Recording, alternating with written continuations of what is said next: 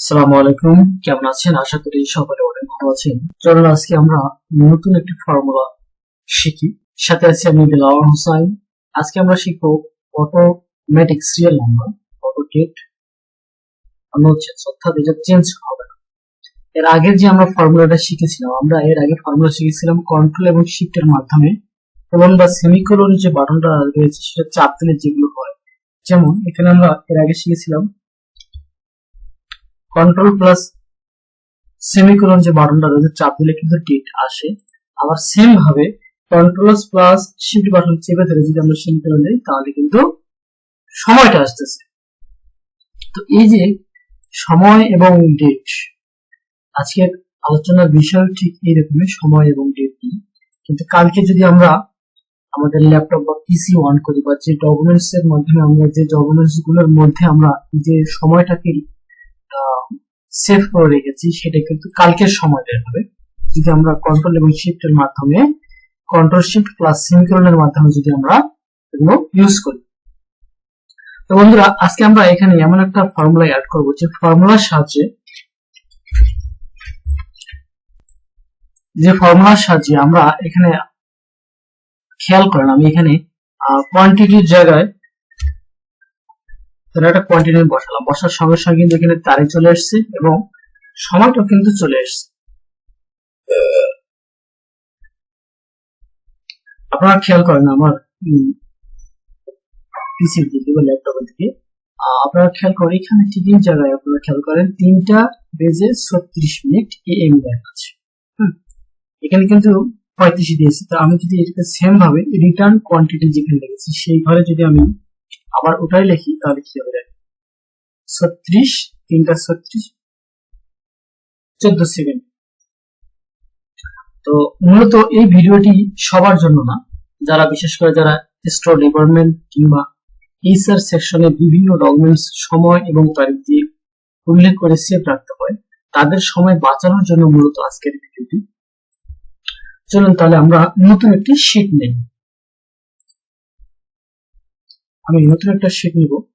ওকে, তার আগে যেহেতু আমাদের এটা কোনো ফাংশন অন্তর্ভুক্ত নয়, কিন্তু এটা আবার যেহেতু হেডলাইন আমাদের, সেটাকে আমি সময় বাঁচানোর জন্য এটাকে আমি কিবোর্ড থেকে কন্ট্রোল ভি নিলাম, কপি করে নিলাম। ওকে, এখন এটাকে আমি এই যে আমার মাউসের পয়েন্টারটি যদি স্ক্রল করি অর্থাৎ আপ ডাউন করি তাহলে কিন্তু এই হেডলাইনটা থাকতেছে না।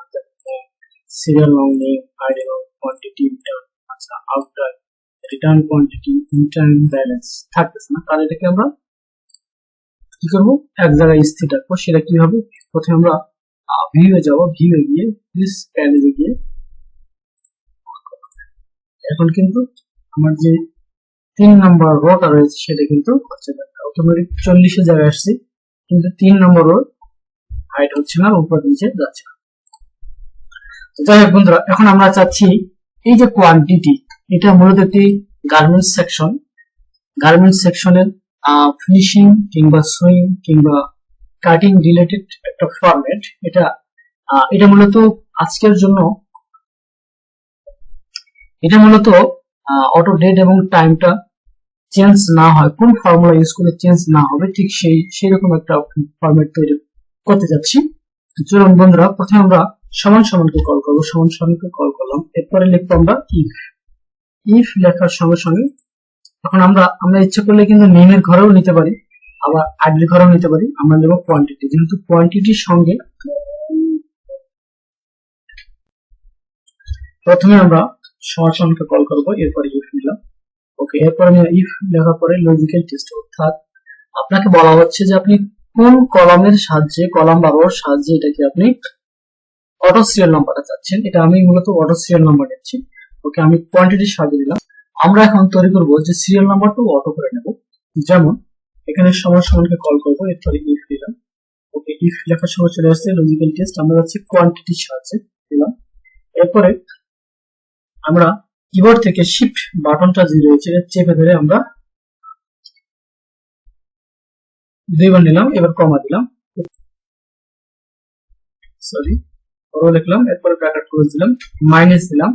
এখন আপনারা খেয়াল করেন এই যে D4, অর্থাৎ D4 বলতে এখানে ডি কলাম এবং 4 রোর মধ্যে রয়েছে আমরা। তার উপরে কয়টা রো রয়েছে? 3টা রো রয়েছে। তাহলে -3 দিলাম, এরপরে ব্র্যাকেট ক্লোজ। হ্যাঁ, 3টা দিলাম। এখানে আপনার দেখাচ্ছি রো, তার মানে কোথাও না কোথাও আমাদের কি ভুল আছে। সেই ভুলটা হচ্ছে এই জায়গায় আমাদের সমান সমান আমরা ভুলে গেছিলাম। ওকে, 3টা দিলাম। এখন দেখেন আপনারা এইভাবে আপনার যতটুকু প্রয়োজন আপনি আপনার টেনে নেবেন। এখন আমরা এখানে কোয়ান্টিটির জায়গায় একটা টেস্ট করতে দেখি আসছে কি আসেনি। ওকে, দেখেন এখানে যাই লেখেন এখন আসবে। ওকে, এখানে এখন আমাদের আলোচনার বিষয় ছিল যে সিরিয়াল নাম্বার অলরেডি হয়ে গেছে, অটো ডেট এবং টাইম এটা কিন্তু চেঞ্জ হবে। তাহলে আমরা প্রথমে কোথায় আসবো? আমরা যে ঘরে আমরা যে রো বা কলামের ঘরে আমরা টাইমটা ডেটটা চাচ্ছি সেখানে এসে সমান চিহ্ন কল করবো। এরপরে সেম ভাবে ইফ নিলাম, এরপর লজিক্যাল টেস্ট কোন ঘরের সাহায্যে আমরা এটাকে ফর্মুলা অ্যাড করতে চাচ্ছি, আমরা এই ঘরের সাহায্যে। এরপর সমান সমানকে কল করব। কল করার পরে শিফট বাটন চেপে ইনভাইটেড দুবার দেওয়ার পরে কমা, আবার ইনভাইটেড দুবার দিলাম, কমা দিলাম, আবার ইফ দিলাম। হ্যাঁ, ইফ নেওয়ার অর্থ হচ্ছে যে এই যে এটা কোন ঘরের মধ্যে আসবে, এটা আপনারা খেয়াল করেন E4 এ আসতেছে, কিন্তু E4 নিলাম। হ্যাঁ, আবার সমান সমানকে কল করলাম। E4 নেওয়ার অর্থ হলো যে এই E4 এর ঘরে এই সময়টা আসবে। এখন আবার ইনভাইটেড কমা দুইবার দিব, ইনভাইটেড দুইবার নেওয়ার পরে কমা নিলাম। কমা নেওয়ার পরে এখন নাও লিখতে হবে, নাও ফাংশন অ্যাড করতে হবে। নাও অর্থ আমরা অনেকে জানি যে নাও ফাংশন দিয়ে কি ব্যবহার করা হয়। এখন আমরা এটাকে কমা দিলাম। এখন বলা হচ্ছে যদি এই ঘরটা সমান সমান যদি ডিটা যদি সমান সমান ফাঁকা হয় তাহলে এই ঘরটা ফাঁকা হবে। আবার ডিটার মধ্যে যদি কোনো সংখ্যা উল্লেখ থাকে, কোয়ান্টিটি থাকে, তাহলে এটা বরাবর হবে, অর্থাৎ টাইমটা উঠবে। তাহলে এখানে কোন ঘরে উঠবে? E4, আমরা E4 নিলাম। ওকে, ব্র্যাকেট ক্লোজ দিলাম, এন্টার দিলাম। আমরা এটা মাউসের পয়েন্টারটি ধরে যতদূর আমাদের প্রয়োজন ঠিক আমরা ততটুকু এরিয়া পর্যন্ত নিতে পারি। যে আমার 50 পর্যন্ত দেওয়া হবে। ওকে, এখন আমরা টেস্ট করতে যে আসলে বিষয়টা কি রকম দাঁড়ায়। হ্যাঁ, এখন দেখেন এখানে কিন্তু অনেকগুলো পয়েন্টের মতো আসছে। যাই হোক, এটা কোনো ম্যাটার না। প্রথমে আমরা এবার সমানকে যেহেতু এখানে আমরা একটা নিয়ে নিলাম, এখন আমরা এটাকে মাউসের সিলেক্ট করে মাউসের লেফট বাটন চেপে ফরম্যাট সেলে যাব। ফরম্যাট সেল যারা জানেন তাদেরকে অসংখ্য ধন্যবাদ, যারা জানেন না একটু ওয়েট করেন। অলরেডি চলে এসছে। আমরা এখন যেহেতু ডেট নেব, আমরা ডেটের মধ্যে আসলাম। এখন আপনারা চয়েস করবেন কোন ধরনের আপনার ফরম্যাট চাচ্ছেন। আমি সবার শেষেরটা নিলাম, এবার ওকে দিলাম। হ্যাঁ, এবার মাউসের পয়েন্টারটি টেনে যতদূর আমার প্রয়োজন আমি 50 পর্যন্ত নিলাম। আপনাদের ইচ্ছা মতো আপনারা নেবেন। এখন আমরা এখানে কন্টেন্ট লেখার সঙ্গে সঙ্গে কিন্তু ডেটটাও আসতেছে। দেখুন আপনারা কিন্তু এখানে যাই লেখেন না কেন ডেট উঠে চলে আসবে। যদি আপনি মাঝখানে কোথাও গ্যাপ রাখেন সেই গ্যাপটা কিন্তু এই যে সামনে এখানে মাঝখান ধরে যে আমি লিখলাম না, এখানে কিন্তু সিরিয়াল নাম্বারটা মেইনটেইন হচ্ছে। কিন্তু 6 নম্বর সিরিয়াল আসছে, 1 নম্বর নাই। আবার যদি আমি এটাকে ডিলিট করে দিই 5 নম্বর সিরিয়াল আসবে। তো যাই হোক বন্ধুরা, এখন আমরা কি করব? এখন আমরা সেম ভাবে এটার মধ্যে কি করব? সমান সমান কল করলাম, এরপর ইফ নিলাম। ওকে, লজিক্যাল টেস্ট আমরা কোন ঘরের সাথে এখন টাইমটা চাচ্ছি? এই সাহায্যে আমরা চাচ্ছি D4 এর সাহায্যে। ঠিক সমান সমানকে কল করব, এরপরে শিফট বাটন চেপে দুইবার নিলাম, কমা দিলাম, আবার দুইবার কমা, কলম চিহ্ন দুইবার করে 4 বার নিলাম, এবার কমা দিলাম, এরপরে কি লিখবো? আবার ইফ। হ্যাঁ, ইফ আবার নিলাম। এরপরে বলতেছি কি লজিক্যাল টেস্ট নেওয়ার পরে এখন আমরা চাচ্ছি যে কোন ঘরে এটা বসবে, এটা F4, তাহলে F4 নিলাম, আবার সমান সমানকে কল করবো, এরপর ইনভাইটেড দুইবার কমা নিলাম, এরপর কমা দিলাম। হ্যাঁ, এখন আমরা কি বসবো? নাও অপশনটা ইউজ করব। নাও ফাংশনটা অনেকেই জানেন যে নাও ফাংশন আসলে মূলত কি। এবার আবার কমা দেবো। এখন যদি D4 অর্থাৎ আপনারা খেয়াল করেন এই যে D4 টা যদি ফাঁকা হয় তাহলে EF ফাঁকা হবে, আর D4 যদি ফাঁকা না হয় তাহলে EF কি হবে? F4 কি হবে টার্ন আউট এন্টার দিলাম। এখন এখানে আমরা একটু দিয়ে দেব। হ্যাঁ, এখানে সেম ভাবে এর মধ্যে আসার কারণ হচ্ছে যে আগে থেকে এখানে ডাটা ইনপুট ছিল। এটা সব সময় একটা জিনিস মাথায় রাখবেন, সেটা হচ্ছে এটা কিন্তু আপনার এখানে আমার এখানে আমি সময় মিনিট সেকেন্ড AM PM সেটা উল্লেখ করলাম। হ্যাঁ, তাহলে আমি এখানে একটা দিলাম, কিন্তু 3টা বেজে করলাম কিন্তু 3টা বেজে 46 মিনিট 21 সেকেন্ড। কিন্তু খেয়াল করবেন যখন আমি রিটার্ন ইন টাইমে যাওয়াই, যখন আমরা আবার ফর্মুলা অ্যাড করবো তখন কিন্তু টাইমের ডিসটেন্স দেখাবে। ওকে, এখানে আমি আরেকটা নিলাম।